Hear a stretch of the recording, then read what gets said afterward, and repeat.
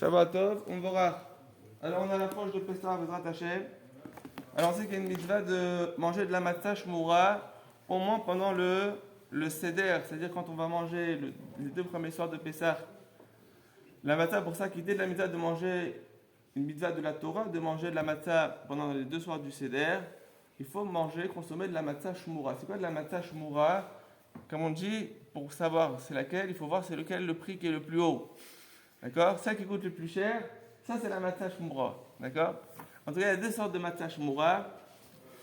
On sait que par exemple, quand on parle de matzah shmoura, c'est-à-dire c'est un blé, du blé, quand il a été récolté, qu'est-ce qui s'est passé? Eh bien, on l'a fait en sorte qu'il n'est pas rentré à n'importe quel moment en contact avec de l'eau. Il a plu, il était protégé, il était dans un endroit fermé. Et du coup, c'est ce qu'on appelle matzah shmoura misharat ketzirat. Depuis le moment de la moisson, d'accord, ce blé-là en question, il est gardé de sorte à ce qu'il n'ait pas rentré en contact avec de l'eau. Ça, c'est la meilleure matzah shmoura qui existe. Il faut savoir qu'il y a d'autres matzah shmoura qui ne sont pas misharat ketzirat, mais qui sont misharat techina, c'est-à-dire à partir du moment où on a moulu le blé. Donc du moment où on a moulu le blé, on a fait attention à ce que la farine en question, elle ne soit pas en contact avec de l'eau. Maintenant vous allez me dire qu'il y a une étape intermédiaire entre le moment de la moisson et le moment où on va moudre le blé. On sait que pour faciliter qu'on appelle ça, l'action de moudre le blé, d'accord? Et ben on va, comme ça c'était à l'époque jusqu'à aujourd'hui, c'est comme ça, on va procéder à ce qu'on appelle la lechita. C'est quoi la lechita? C'est on va mouiller le grain de blé avant de le moudre.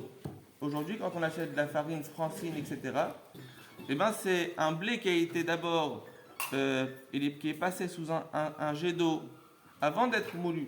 Est-ce qu'on a le droit aujourd'hui d'utiliser de la farine francine pour faire des matzot?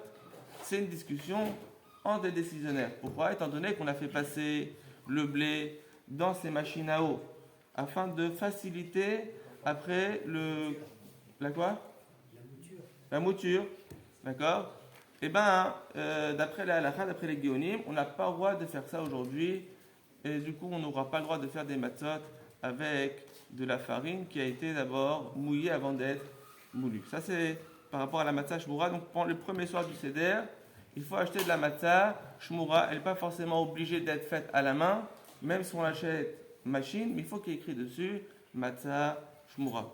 Juste pour finir, on sait que quand on va faire la motzi, on sait que la matzah s'appelle lechem oni, un pain de misère. Pourquoi c'est un pain de misère? Parce qu'à ce moment-là de la Yetziat Mitzrayim, quand on va raconter la Gadat Pessah, eh ben on est considérés comme des pauvres. On se rappelle en Égypte on était pauvres, et que maintenant, plus tard, après qu'on aura raconté la sortie d'Égypte, on va être délivré, on va être riche. Et pour l'instant, on est pauvre. Et du coup, le pauvre, il n'a pas un pain entier pour faire motzi. Il a toujours des demi, des moitiés, des morceaux de pain. Et du coup, qu'est-ce qui se passe quand on va faire le motzi? On a trois matzot.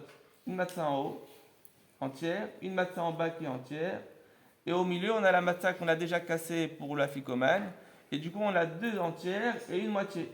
Et quand on fait un motzi, lechem minaret, et à la chilat matzah, on a nos trois matzot dans les mains, on va lâcher la matzah du bas après un motzi lechem minaret, on va faire à la chilat matzah, d'accord, la bénédiction, et maintenant on va devoir consommer la matzah.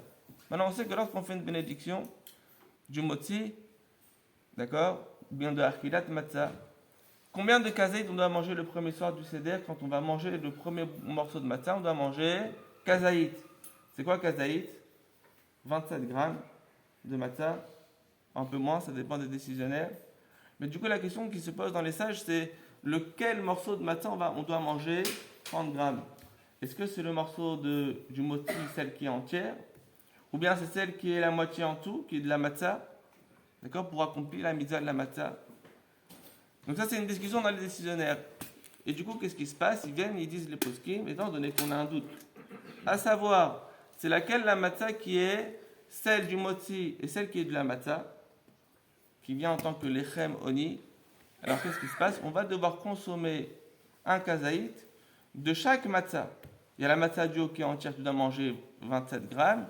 Et la matzah qui est au milieu, aussi tu dois manger 27 grammes. Donc comment ça fait de grammes en tout? 54 grammes. Comment on peut manger 54 grammes? Alors, il y en a qui vont manger les 54 grammes.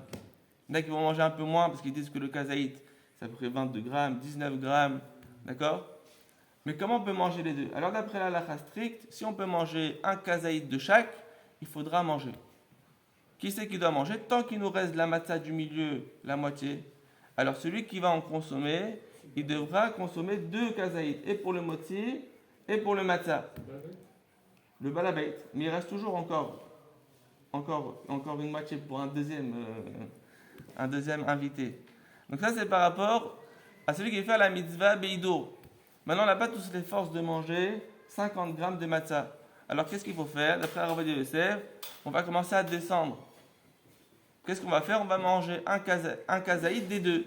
On va prendre 12 grammes d'en haut, 12 grammes d'en bas, et on équilibre de la mitzvah. D'accord? 15, 12, ça dépend.